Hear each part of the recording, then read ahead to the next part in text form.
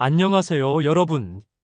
오늘은 참으로 안타까운 소식을 전해드려야 할 것 같습니다. 동남아시아에서 전쟁이 일어나고 있습니다. 태국과 캄보디아 두 나라가 2025년 내내 충돌하고 있고 12월 현재까지도 전투가 계속되고 있습니다. 우리에게 태국과 캄보디아는 가까운 이웃입니다. 많은 분들이 방콕이나 앙코르와트를 여행하셨을 겁니다. 그런데 그 아름다운 나라들에서 지금 사람들이 죽고 다치고 있습니다. 도대체 왜 이런 일이 벌어진 걸까요? 100년 넘은 영토 분쟁, 범죄 조직 문제, 그리고 정치적 갈등이 복잡하게 얽혀 있습니다. 오늘은 이 문제를 차근차근 설명드리겠습니다. 조금 복잡할 수 있지만 최대한 쉽게 말씀드리겠습니다. 편안하게 들어주시기 바랍니다. 여러분, 동남아시아 역사를 조금 아시나요? 이 지역은 오랫동안 유럽 국가들의 식민지였습니다. 태국은 예외적으로 식민지가 되지 않았지만 캄보디아는 프랑스의 식민지였습니다. 1863년부터 1953년까지 거의 90년 동안 프랑스의 지배를 받았습니다. 문제는 프랑스가 국경선을 그을 때 제대로 하지 않았다는 겁니다. 우리나라로 치면 남북 분단선을 그을 때 제대로 측량하지 않고 대충 그어놓은 것과 비슷합니다. 나중에 문제가 생길 수밖에 없는 구조였던 거죠. 특히 문제가 된 곳이 프레아 비헤아르 사원이라는 곳입니다. 이 사원 이야기를 좀 자세히 해드리겠습니다. 프레아 비헤아르 사원, 분쟁의 중심. 프레아 비헤아르 사원은 11세기에 지어진 힌두교 사원입니다. 거의 1000년이 넘은 역사적 유적이죠. 이 사원이 어디에 있느냐가 문제입니다. 태국과 캄보디아 국경, 그것도 산 정상에 있습니다. 태국 쪽에서 올라가기도 쉽고 캄보디아 쪽에서 올라가기도 쉬운 애매한 위치입니다. 양쪽 다 이건 우리 땅이다라고 주장할 만한 곳이었던 겁니다. 1954년 프랑스가 캄보디아에서 물러나면서 이 문제가 수면 위로 떠올랐습니다. 태국은 이 사원은 우리 땅에 있다고 주장했고 캄보디아는 원래부터 우리 거였다고 맞섰습니다. 결국 1962년 국제사법재판소까지 가게 됐습니다. 네덜란드 헤이그에 있는 국제법정이죠. 판결은 캄보디아의 손을 들어줬습니다. 프레아 비헤아르 사원은 캄보디아 영토다 이렇게 결론이 났습니다. 그런데 왜 아직도 싸우나? 국제재판소가 판결을 내렸으면 끝난 거 아니냐고요? 그게 그렇게 간단하지 않습니다. 판결은 사원 자체만 캄보디아 땅이라고 했지 사원 주변 지역에 대해서는 명확히 하지 않았습니다. 특히 사원으로 올라가는 진입로와 사원 앞 광장 같은 곳의 소속이 애매했습니다. 태국은 이 부분을 계속 실효 지배했습니다. 쉽게 비유하자면 집 소유권은 어에게 있는데 집으로 들어가는 길은 비가 관리하는 상황입니다. 이러면 문제가 생길 수밖에 없죠. 2008년과 2011년에도 이 문제로 양국이 크게 충돌했습니다. 군인들이 실제로 총을 쏘고 사람이 죽었습니다. 그때는 국제사회가 나서서 간신히 진정시켰습니다. 하지만 근본적인 해결은 되지 않았습니다. 불씨가 계속 남아 있었던 겁니다. 올해 2월 작은 사건 하나가 발생했습니다. 캄보디아 관광객들이 프레아 비헤아르 사원 근처를 여행하다가 자기네 국가를 불렀습니다. 애국가를 부른 거죠. 그런데 그곳에 주둔하던 태국 군인들이 이를 막았습니다. 여기는 우리 땅인데 캄보디아 국가를 부르면 안 된다는 이유였습니다.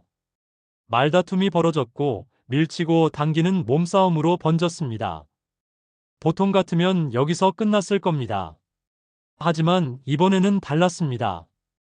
양국 언론이 이 사건을 크게 보도했습니다. 특히 SNS를 통해 영상이 퍼지면서 양국 국민들의 감정이 격해졌습니다. 태국 사람들은 캄보디아가 우리 영토를 침범했다고 분노했고, 캄보디아 사람들은 우리 국민이 우리 땅에서 국가를 부르는데 왜 막느냐고 반발했습니다. 3월과 4월 내내 긴장이 고조되다가 5월에 터졌습니다. 국경 지역에 배치된 양국 군대가 소규모 교전을 벌였습니다. 처음에는 경고 사격 수준이었지만 점차 본격적인 전투로 발전했습니다. 대포가 동원되고 탱크가 움직이고 전투기까지 뜨기 시작했습니다. 민간인 피해도 발생했습니다. 국경 마을 주민들이 폭격에 희생되거나 다쳤습니다. 이때 국제사회가 긴급히 개입했습니다. 아세안, 그러니까 동남아시아 국가들의 모임에서 중재에 나섰고 한 달 만에 임시 휴전이 성사됐습니다. 하지만 평화는 오래가지 못했습니다. 7월에 또다시 충돌이 벌어졌고 12월 현재까지도 산발적인 전투가 계속되고 있습니다.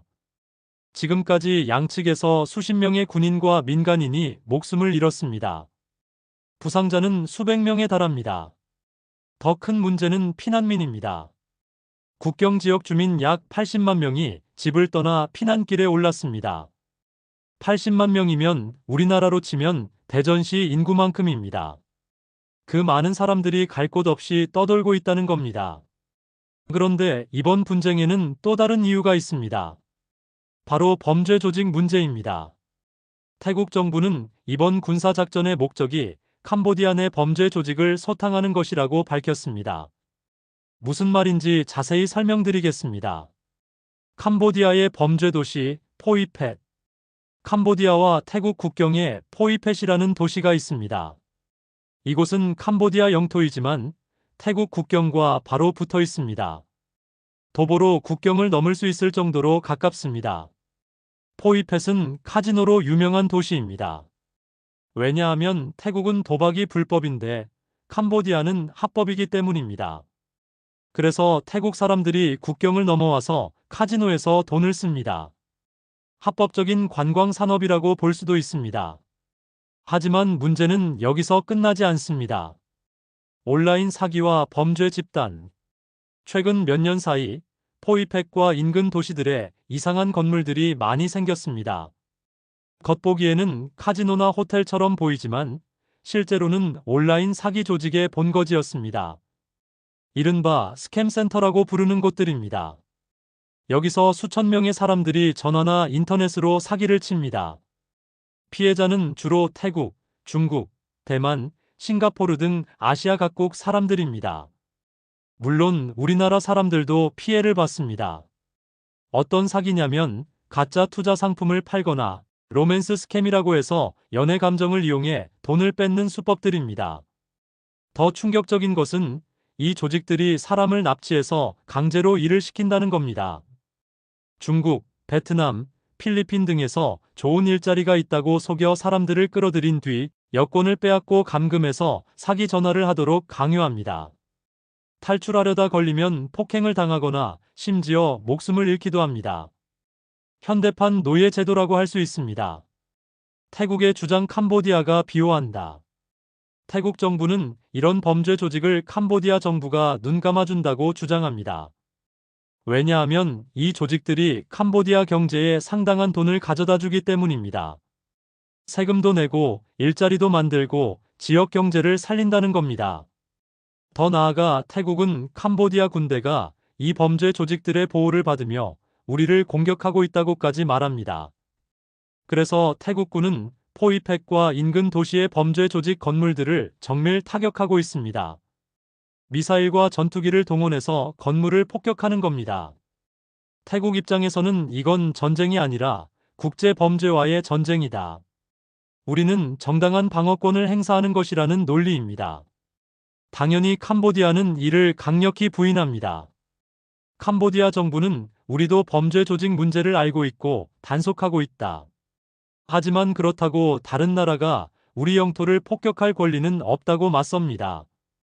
국제법상으로도 캄보디아 말이 맞습니다. 설령 범죄 조직이 있다 해도 다른 나라가 마음대로 군사 공격을 할 수는 없습니다. 하지만 태국은 자위권 차원에서 어쩔 수 없는 선택이라며 공격을 계속하고 있습니다. 범죄 조직이 전쟁의 원인인가? 그렇다면 이 범죄 조직 문제가 전쟁의 진짜 원인일까요? 많은 전문가들은 회의적입니다. 범죄 조직 문제는 실제로 존재하지만 이것이 전쟁을 일으킬 만큼 심각한 이유인지는 의문이라는 겁니다. 오히려 태국 정부가 국민들의 지지를 얻기 위해 이 문제를 부각시키는 것 아니냐는 분석이 많습니다. 범죄와의 전쟁이라는 명분은 국민들의 호응을 얻기 쉽습니다. 우리가 범죄자들을 소탕하고 있다고 하면 반대하기 어렵죠. 하지만 실제로는 영토 문제와 정치적 이유가 더 크다는 게 대부분 전문가들의 의견입니다. 이번 분쟁을 이해하려면 올해 중반에 일어난 한 사건을 알아야 합니다. 태국의 패통탄 총리와 캄보디아의 훈센 전 총리 사이의 전화 통화 내용이 유출됐습니다. 훈센은 현재 총리는 아니지만 상원의장으로서 여전히 캄보디아 정치의 실세입니다. 30년 넘게 총리를 했던 사람이니까요. 유출된 통화 내용이 뭐였냐면 두 정상이 영토 문제에 대해 사적으로 이야기를 나눈 겁니다. 구체적인 내용은 공개되지 않았지만 태국 국민들은 우리 총리가 캄보디아에 너무 유화적이었다, 국익을 팔아먹었다는 식으로 받아들였습니다. 태국 내 민족주의 폭발.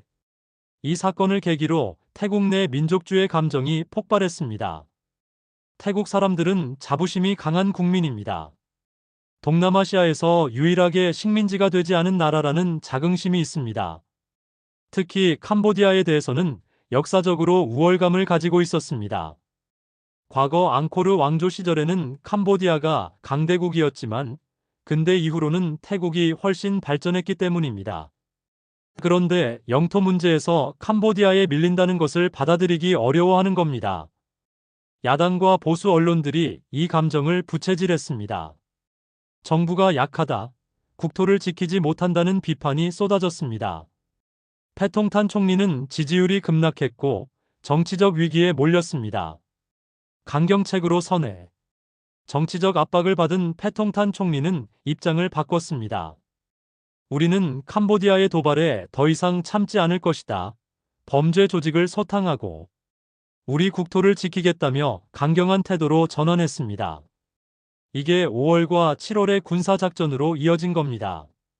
정치학자들은 이를 국내 정치용 전쟁이라고 부릅니다. 국민들의 지지를 얻기 위해 외부의 적을 만들어내는 전략이죠. 역사적으로 이런 사례는 많습니다.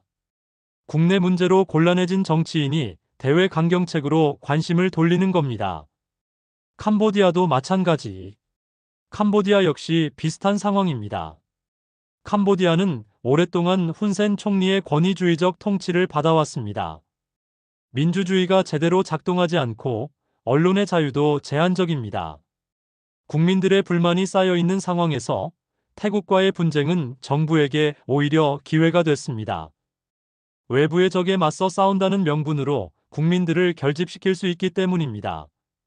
캄보디아 정부는 태국이 우리 영토를 침범하고 있다, 우리는 조국을 지키는 것이라며 애국심에 호소하고 있습니다. 이 분쟁 뒤에는 더 큰 나라들의 이해관계도 얽혀 있습니다. 캄보디아는 중국과 매우 가까운 관계입니다. 중국이 캄보디아에 막대한 투자를 하고 있고 군사 협력도 강화하고 있습니다.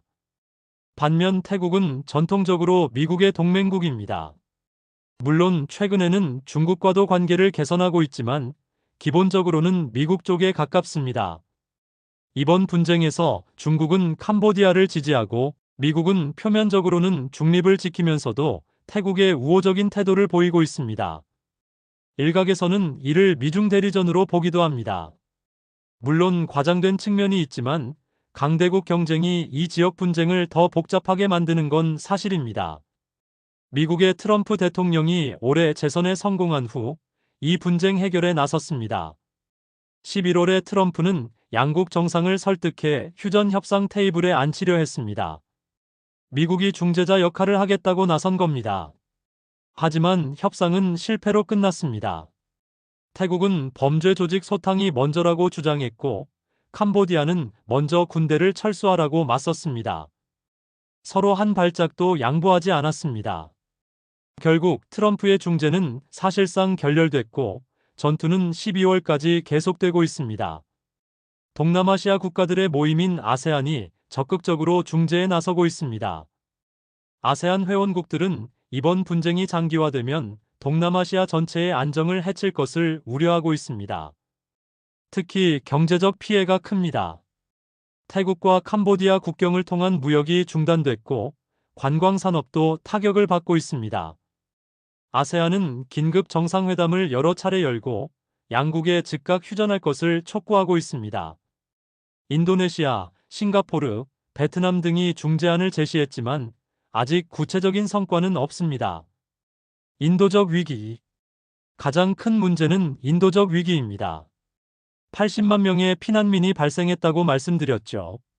이들은 대부분 임시 수용소나 친척 집에 머물고 있습니다.